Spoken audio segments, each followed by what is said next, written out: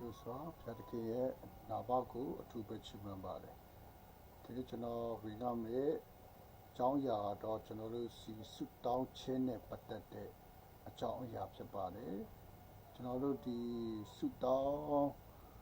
ခြင်းမှာပေါ့နော်ဒီနေ့ကျွန်တော်တို့ပါဝင်ရမယ့်အကြောင်းအရာတွေပေါ့နော်တမန်ကျမ်းစာထဲမှာဖျားရှင်ကဒီဘယ်လိုဖွင့်ပြထားတယ်ဆိုတဲ့နည်းတဲ့ဒီဆုတောင်းခြင်းအကြောင်းကိုဒီနေ့ကျွန်တော်ဝင်ကားချင်ပါတယ်ခုကျွန်တော်တို့အိမ်တစ်လုံးဆောက်တဲ့အခါမှာပေါ့နော်ကျွန်တော်တို့အိမ်ဆောက်တဲ့အခါမှာကျွန်တော်တို့ရှိထိုက်တဲ့အရာတွေကျွန်တော်ရှိပါတယ်ဒီအိမ်တစ်လုံးကိုဆောက်တဲ့အခါမှာအိမ်တစ်လုံးမှာရှိထိုက်တဲ့အရာတွေကပါတယ်လဲဆိုရင်ကျွန်တော်တကားတွေရှိမယ်နောက်တကင်းပေါက်တွေရှိမယ်နောက်ကျွန်တော်မီးဖိုချောင်ဒီရှိမယ်အိမ်သာရှိမယ်ကျွန်တော်ရေချိုးခန်းစသည်အဖြစ်ပေါ့နော်ကျွန်တော်အိမ်တစ်လုံးမှာကျွန်တော်ရှိတဲ့အရာတွေပေါ့နော်ကျွန်တော်တို့တွေ့ရှိရမှာဖြစ်ပါတယ်ကျွန်တော်ထိုနည်းတူပဲဒီနေ့ကျွန်တော်တို့ဆုတောင်းခြင်းမှာလဲပေါ့နော်အဲ့လိုထိုနည်း၎င်းပါပဲကျွန်တော်ဆုတောင်းခြင်းမှာလဲဒီနေ့ကျွန်တော်တို့ပေါ့နော်ရှိတဲ့အရာပါဝင်တဲ့အချက်အလက်တွေပေါ့နော်တမန်ကျမ်းစာနှုတ်ကပတ်တော်ထဲမှာပေါ့နော်ဖခင်ကဘယ်လိုဖွင့်ပြထားလဲဆိုရင်ဆုတောင်းခြင်းမှာပေါ့နော်ကျွန်တော်ပါဝင်ရမယ့်အရာတွေကဘာတွေလဲဆိုရင်ကျွန်တော်နံပါတ်1ဖခင်သခင်ရဲ့ဂုဏ်တော်ကိုချီးမွမ်းခြင်းဖြစ်ပါတယ်ဒီဘုရားသခင်ရဲ့ဂုဏ်တော်ချီးမွမ်းခြင်းနဲ့ပတ်သက်ပြီးတော့မှเนาะဒီအရာတွေကတော့ကျွန်တော်စာလံကျမ်းထဲမှာကျွန်တော်တို့တွေ့ရှိရမှာဖြစ်ပါတယ်ကျွန်တော်ဒီစာလံတရား49ခေါ်စာလံ48အငယ်50ထဲမှာပေါ့เนาะကျွန်တော်တို့ဘုရားသခင်ရဲ့ဂုဏ်တော်ဒီဘုရားသခင်ဂုဏ်တော်တခြင်းတွေကိုကျွန်တော်တို့တည်ဆူဖို့ချီးမွမ်းဖို့ပေါ့နော်ကျွန်တော်တို့ဒီစာလံကျမ်းထဲတွေမှာဒီနေ့ကျွန်တော်တို့တွေ့ရှိရမှာဖြစ်ပါတယ်ဒါကြောင့်မို့ကျွန်တော်စာလံအခန်းကြီး34ကိုဖတ်တဲ့အခါမှာလဲတန်ရှင်းသူတို့တဲ့နာမတော်ကိုချီးမွမ်းကြတော့ပြောထားတာကိုလေဒီနေ့ကျွန်တော်တို့တွေ့ရှိရမှာဖြစ်ပါတယ်တောင်းကြောင်းစာလံကျမ်းထဲမှာလဲနော်အခန်းကြီး130အငယ်1တို့ကျွန်တော်ယောမဩဝါဒစာအခန်းကြီး15အငယ်17ထပ်မှာလဲဒီနေ့ကျွန်တော်တို့ဒီကြောင်းအရာတွေကိုပေါ့နော်ဘုရားသခင်ဂုဏ်တော်ဒီကျွန်တော်ချီးမွမ်းခြင်းတွေကိုအကြောင်းအရာတွေကိုကျွန်တော်တွေ့ရှိရမှာဖြစ်ပါတယ်ဒါကြောင့်ဒီအပေါင်းတို့ထာဝရဘုရားကိုချီးမွမ်းကြလော့ဆိုပြီးတော့မှကျွန်တော်တို့ဒီဘုရားကဖွင့်ပြထားတာကိုဒီကျွန်တော်တွေ့ရှိရမှာဖြစ်ပါတယ်ဒါကျွန်တော်ဆုတောင်းခြင်းမှာမနော်ပါဝင်ရမယ့်အရာတွေကိုဘုရားကဒီနေ့ကျွန်တော်တို့ကိုဖွင့်ပြနေခြင်းဖြစ်ပါတယ်။နောက်ဆုတောင်းခြင်းမှာပါဝင်ရမယ့်အရာပါလေနံပါတ်1ဘုရားသခင်ရဲ့ဂုဏ်တော်တခြင်းတွေကိုဒီနေ့ကျွန်တော်တို့ချီးမွမ်းဖို့ဖြစ်ပါတယ်။နံပါတ်1ဖြစ်ပါတယ်။နံပါတ်2ကတော့ကျွန်တော်တို့ပါဆိုဂျေစုတော်ကိုဒီနေ့ကျွန်တော်တို့ချီးမွမ်းဖို့ဖြစ်ပါတယ်။နောက်ဒီဂျေစုတော်ချီးမွမ်းခြင်းနဲ့ပတ်သက်ပြီးစာလံကျမ်းထဲမှာလည်းကျွန်တော်တို့ဘုရားကဖွင့်ပြထားတာတွေကိုဒီနေ့ကျွန်တော်တို့သိရှိရမှာဖြစ်ပါတယ်ဒီဂျေစုတော်ချီးမွမ်းခြင်းမှာပေါ့နော်ဘုရားသခင်ရဲ့ဂရုဏာတော်အစဉ်အမြဲတည်ရှိခြင်းအရာတွေကို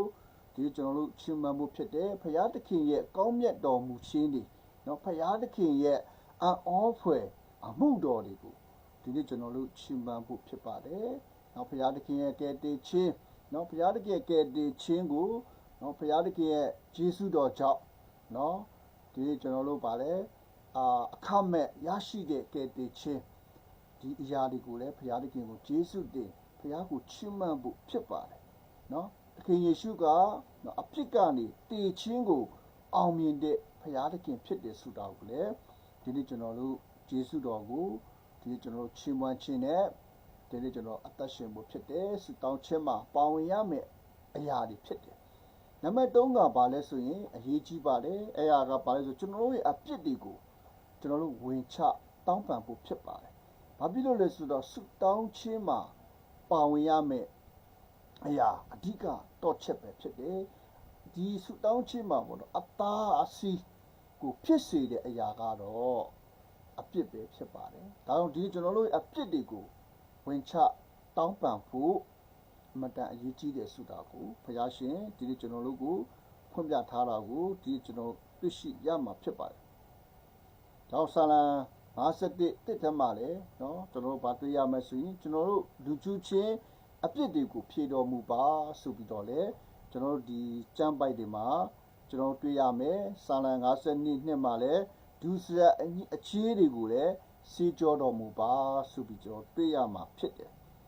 စာလံ51မှာပဲဒါဝိဒ်ကသူဆုတောင်းထားတာဖြစ်တယ်ကိုရောကိုကျွန်တော်ပြစ်မှားပါပြီနော်စာလီအပြည့်နော်ကျွန်တော်ဒီကျမ်းပိုက်တွေမှာကျွန်တော်တွေ့ရှိရမှာဖြစ်ပါတယ်ဒါကြောင့်မို့ဖျားနဲ့ပြန်ပြီးအဆက်အသွယ်ပေါ့နော်ပြန်ရရှိဖို့ရန်အတွက်ကဒီကျွန်တော်တို့ရဲ့အပြစ်တွေကိုကျွန်တော်တို့ဝင်ချတောင်းပန်ဖို့ဖြစ်ပါတယ်ဒီအပြစ်ကဖနာနဲ့ကျွန်တော်တို့ကို